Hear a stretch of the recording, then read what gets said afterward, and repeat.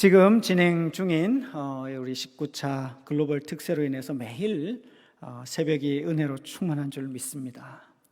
남은 사흘 동안의 특세에도 우리 주님께서 큰 은혜를 베풀어 주시고 함께 하실 줄 믿고 간절히 기도하고 또 소원합니다. 오늘 우리가 함께 읽은 말씀은요, 참 흥미로운 부분이 있습니다. 왜냐하면 예수님이 부활하신 몸을 가지신 예수님께서 40일 동안이나 이 땅 위에 계셨다고 말씀하기 때문입니다. 부활하신 몸입니다. 그 부활하신 몸이 어떤 몸입니까? 누가복음 24장 36절 이하를 보면요, 부활하신 예수님의 모습을 본 제자들이 영이 아닌가 이렇게 생각할 만한 그런 모습도 있었던 것 같습니다. 그러나 그 부활하신 예수님의 몸은 살이 있고 뼈도 있고 만져지고 손에 이 못자국이 나 있는, 분명히 십자가에 못 박혀 죽으시기 이전에 예수님 그분이셨습니다. 우리와 함께 음식을 드시기도 하셨고요, 예수님 제자들과 함께 대화도 하시고요. 그런데 동시에 부활하신 이 예수님의 몸은 부활 이전과 전혀 같지 않은 몸이기도 했습니다. 요한복음 20장 26절을 보면요, 8해를 지나서 제자들이 다시 집안에 있을 때에 도마도 함께 있고 문들이 닫혔는데 예수께서 오사 가운데 서서 이르시되 너희에게 평강이 있을지어다 하시고 문들이 닫혀 있습니다. 제자들이 모여있는 그 집에 문들이 닫혀 있는데 예수님께서 그 가운데 오셨다고 말씀합니다. 여러분, 성경이 너무 익숙해서 어떠실지 모르겠는데 다 문이 닫혀 있는데 예수님이 갑자기 이렇게 탁 나타나신다면 어떠시겠습니까? 부활하신 예수님의 몸은 이런 몸이셨습니다.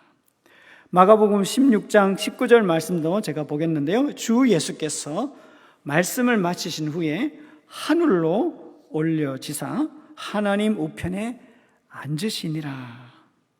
자, 어떻습니까? 부활하신 예수님의 몸은요, 그대로 하늘로 올라가시는 몸이셨습니다. 그리고 이 마가복음 16장은 그 예수님이 하나님 보좌 우편에 앉으셨다고까지 표현하고 있습니다. 부활하신 예수님의 몸, 분명히 부활 이전과 십자가에 못 박혀 죽으시기 이전에 예수님 똑같은 예수님이셨고 같이 대화하고 만져볼 수 있고 뼈가 있고 살이 있고 음식도 먹는 예수님이셨는데 동시에 문이 닫혀 있는데도 불구하고 들어오시는 예수님이셨고 그 몸 그대로 승천하셔서 하나님 보좌에 앉으시는 그 신비한 몸이셨죠.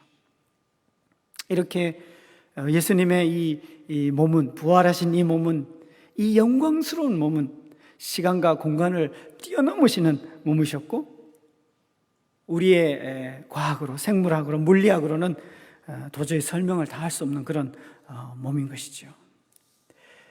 이 특이한 몸을 가지고 예수님께서는 땅 위에 40일 동안이나 계셨습니다. 결코 짧지 않은 기간이죠. 정말 주목하지 않을 수 없는 대목입니다. 이때 부활하신 예수님은 제자들을 만나 주셨고 이 40일 동안 승천을 앞두고 제한된 승천을 앞두고, 이 승천은 딱 정해져 있으니까요, 제한된 이 40일의 시간 동안 예수님은 정말 꼭 필요한 시간이었고 절대적으로 중요한 시간이었죠. 승천하시면 이제는 정말 더 이상 볼 수 없는, 이 땅에서는 예수님을 볼 수 없는 이 마지막 순간, 마지막 이 40일의 시간, 그 특이한 몸을 가지고, 그 영광스러운 몸을 가지고 부활하신 예수님, 그분이 이 40일 동안 제자들을 만나 주신 거죠. 오늘 읽은 설교 본문 사도행전 1장 3절은 바로 이 40일 동안에 예수님에 관하여 말씀하고 있죠. 승천하셔서 제자들을 떠나시기 전 이 40일, 그야말로 제자들과의 마지막 이 땅에서 시간을 보내는 날 동안에 주님께서 하신 일을 기록하고 있습니다. 중요하겠죠. 정말 중요하겠죠. 또 흥미롭습니다. 이 특별한 신령한 몸을 가지고 계시면서 이 땅에 계셨던 그 기간 동안에 예수님이 하신 사역을, 그 제한된 시간, 그 특별한 시간, 예수님께서 하신 사역을 본문은 한마디로 하나님 나라의 일을 말씀하신 것이라고 기록하고 있습니다. 이 부활의 몸이라는 특이한 존재로서 예수님은 40일 동안 이 땅 위에 계셨던 그 이유와 목적을 발견하게 됩니다. 그것은 바로 하나님 나라의 일, 곧 하나님 나라에 관하여 제자들에게 말씀하는 것이었습니다. 십자가 지시기 전부터 가르치셨던 하나님의 나라였어요. 그런데 이제 부활하신 예수님, 이 부활이라고 하는 것은 정말 너무 놀라운 일이죠. 사실 제자들의 입장에서도 그렇고, 그렇죠? 이 부활하신 예수님께서 그 전부터 가르치셨던 하나님의 나라에 관하여 설명하시고 명확하게 확증해 주시고 확신하게 하는 그런 시간이었던 것입니다. 이 특별한 기간 동안에 예수님께서 말씀하신 하나님 나라의 일이라는 게 무엇일까요? 하나님의 나라에 관해서 말씀하셨다는 것이 무슨 뜻일까요? 오늘 우리 읽은 사도행전 1장 3절에서 짧지만 핵심적으로 잘 밝혀주고 있는데요, 그것은 다름이 아니라 예수님이 십자가에 죽으셨다는 것과 그 후 사흘 만에 부활하셨다는 것입니다. 그러므로 하나님 나라의 일이란 다름이 아니고 곧 예수님이 고난받고 십자가에 못 박혀 죽으신 것과 죽으시고 사흘 만에 부활하신 것을 뜻하는 것이 되죠. 예수님의 죽음과 부활에 관해서 말씀하시는 것, 이 부활체라고 하는 특이한 몸을 가지고 제자들에게 남은 이 땅에서의 40일 시간 동안 예수님이 하신 사역의 핵심이라고 할 수 있습니다. 예수님은 자신의 이 죽음과 부활을 말씀하신 것이고, 더 이 죽음과 부활을 줄이면 한마디로 한 단어로 십자가라고 할 수 있죠. 십자가는 예수님의 죽음을 의미하고, 예수님의 죽음은 곧 부활로 사흘 만에 부활로 이어지는 것이기 때문에 십자가라고 할 수 있죠. 십자가요. 이 십자가, 이 하나님의 나라의 일을 말씀하신 것입니다. 그런데 여러분, 이 십자가, 이 예수님의 죽음과 부활은 다름 아니라 우리가 너무도 잘 알고 있는 복음이죠. 복음은 십자가, 예수님의 죽음과 부활입니다. 십자가입니다. 예수님의 죽음과 부활이 복음인 이유는 그 죽음 때문에, 그리고 그 부활하심 때문에 우리로서는 스스로 절대로 해결할 수 없는 영원한 저주 가운데 있는 이 죄 문제를 해결받기 때문에 예수님의 죽음과 부활은 복음이 되는 것이죠. 진짜 복음이죠. 하나밖에 없는 복음이 되는 것이죠. 우리 스스로 이룰 수 없는 이 의롭다함을 이 복음 때문에, 의롭다함 받을 뿐만 아니라 의로워져서 하나님과의 관계가 해결되었기 때문에 하나님을 오늘 특세에서 들은 말씀처럼 아버지라고 할 수 있는, 하나님의 자녀가 되는, 하나님의 구원과 생명을 얻게 하는 것이 이 예수님의 죽음과 부활, 이 복음. 예수님께서는 부활하신 육신으로 40일 동안 계시면서 바로 이 하나님의 나라의 일, 바로 이 복음에 관한 설명을 제자들에게 하시고 분명하게 이해하게 하시고, 진짜로 예수님이 부활하셨고 죽으셨고 부활하셨기 때문에 예수님의 죽음과 부활이 우리를 살리는, 우리의 죄 문제를 해결하시는, 진짜로 놀랄 만한 이 예수님의 이 죽음에서부터의 부활, 이거를 확신시켜 주심으로써 하나님의 나라의 일을 말씀하신 것이죠. 이것을 누가복음 24장에서는 조금 더 자세히 설명하고 있는데요, 44절에서 48절까지인데요, 제가 한번 읽어보겠습니다. 또 이르시되 내가 너희와 함께 있을 때에, 누가복음의 마지막 장이죠, 너희에게 말한 바 곧 모세의 율법과 선지자의 글과 시편에 나를 가리켜 기록된 모든 것이 이루어져야 하리라 한 말이 이것이라 하시고, 이에 그들의 마음을 열어 성경을 깨닫게 하시고, 또 이르시되 이같이 그리스도가 고난을 받고 제3일에 죽은 자 가운데서 살아날 것과 또 그의 이름으로 죄 사함을 받게 하는 회개가 예루살렘에서 시작하여 모든 족속에게 전파될 것이 기록되었으니 너희는 이 모든 일의 증인이라. 사도행전의 한 구절을 읽는 것 같죠? 누가복음 24장 부활하신 예수님께서 제자들을 만나시면서 해주신 사역의 내용, 이 40일 동안에 계시면서 하셨던 사역의 내용을 요약해주고 있는 말씀이죠. 구약의 그 모든 율법과 선지자와 시편의 말씀이, 구약이 결국 예수 그리스도, 이분을 가르쳐 하신 것이고, 이분 안에서 완성이 되었다는 것이고, 예수님의 죽고 부활하심 가운데서 이 예수의 이름으로 죄사함을 받게 되는 이 일이 이제 일어났다는 말씀을 하시는 것이고, 이 복음이 전파될 것을 말씀하신 거죠. 사도행전 1장 3절에서는요, 고난 받으신 후에 그들에게 확실한 많은 증거로 친히 살아계심을 나타내사 40일 동안 그들에게 보이시며 말씀하신 하나님 나라의 일을 말씀하셨다고 우리가 읽은 대로 기록하고 있죠. 예수님의 십자가의 죽음과 부활에 관해서 말씀하시는 것이 곧 하나님의 나라 일이었습니다. 자, 흥미롭게도요, 이 하나님 나라를 말씀하신 것은 사도행전을 시작하는 오늘 설교 본문인 1장 3절이요. 3절에서 말씀하고 있죠.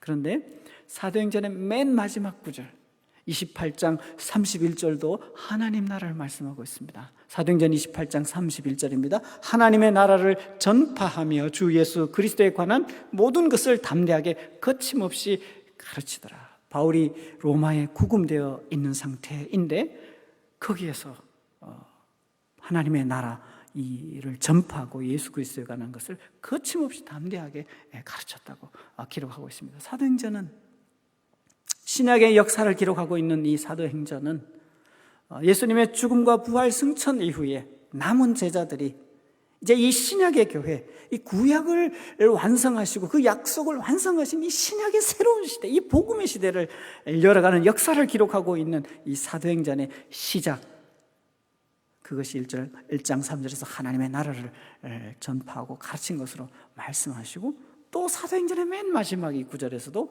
하나님의 나라를 전파하고 가르쳤다고 말씀하죠. 사도행전은, 신약의 교회의 역사는, 그리고 신약에 속해 있는 우리에게도 마찬가지로 이 복음의 역사, 교회의 역사는, 전도의 역사, 회심의 역사는, 신약의 하나님의 복음의 역사는 하나님 나라의 일이라는 것을 보여주시는 것이죠.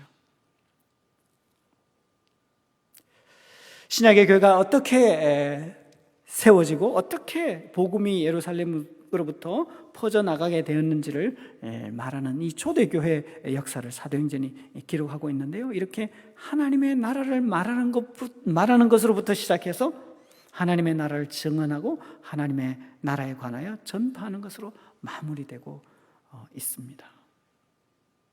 사도행전의 28개 장에 기록된 그야말로 놀라운 이 사도행전, 이 사도들의 복음의 행전, 성령 행전의 모든 역사가 결국은요, 하나님의 나라를 증언하고 하나님 나라의 일을 말하는 것이라는 것을 보여주고 있습니다. 사도행전의 이와 같은 접근은 사도들이 그냥 창의적으로 개발해낸 게 아니고 사실은 예수님에게서부터 시작을 한 것이었습니다. 복음서들이 다 그렇게 기록하고 있는데요, 하나님의 나라는 예수님께서 공생애를 시작하시면서 선포하기 시작한 첫 말씀이셨죠.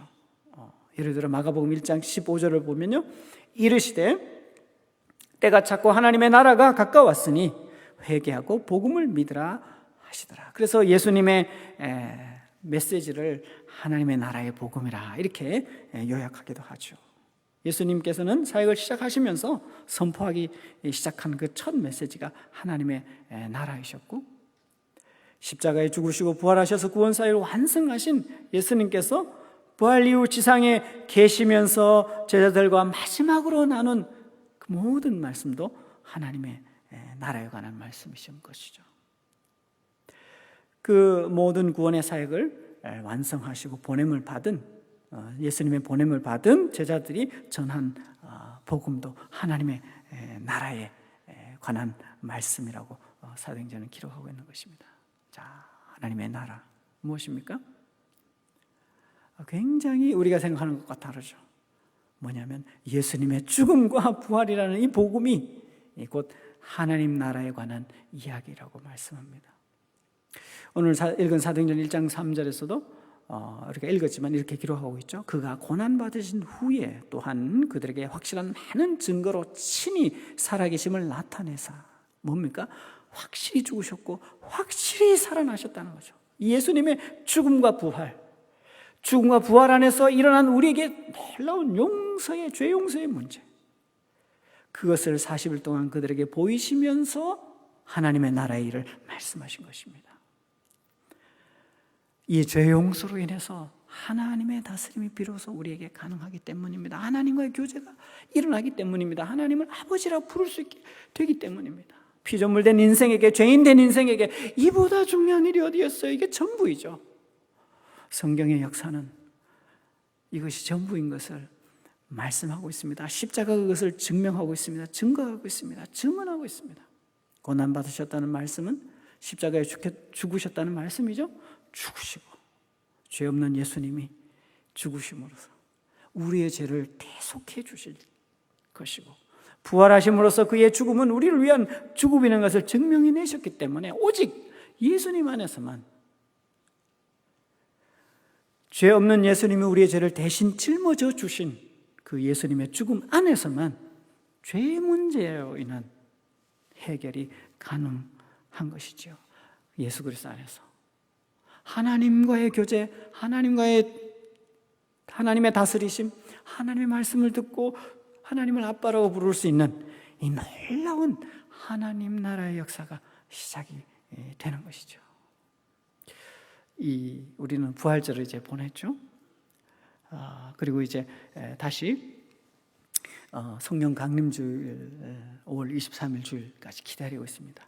그 사이에 40일 동안 예수님이 부활하신 예수님이 제자들과 함께 계셨으니까 예수님 당시로 돌아가면은 지금 그 부활하신 예수님이, 그 신령한 몸을 갖고 계신 그분이 지금 제자들 사이에 다니시면서 구약을 설명해 주시고 구약의 완성을 말씀하시고 예수님 자기 자신의 죽음과 부활을 확인시켜 주시고, 그리하여 하나님의 나라, 주님이 세우기를 원하셨던 그 나라가 우리 가운데 예수 그리스도 안에서 이루어졌음을 제자들에게 확신시켜 주셔서 신약의 역사, 이 신약의 교회, 예루살렘 교회, 신약 교회의 역사, 복음의 역사, 성령 행전의 역사가 이루어지도록 하신 것이죠.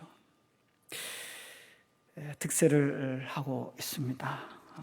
우리가 득세의 남은 시간 동안에도 이 부활하신 주님께서 예수님 그때로 돌아간다면 아직 승천하시기 전 이 부활한 특별한 몸을 가지고 운행하시면서 제자들을 만나시면서 은혜 주셨던 것처럼 너무 분명한 이 십자가의 복음, 부활의 복음, 죽음을 이기신 예수님의 이 복음을 만나는 우리 모든 성도님 되시기를 정말 간절히 바랍니다. 우리 성도의 온전함을 이루어가는 이 은혜는 이 십자가의 복음 안에서 풍성한 줄로 믿습니다.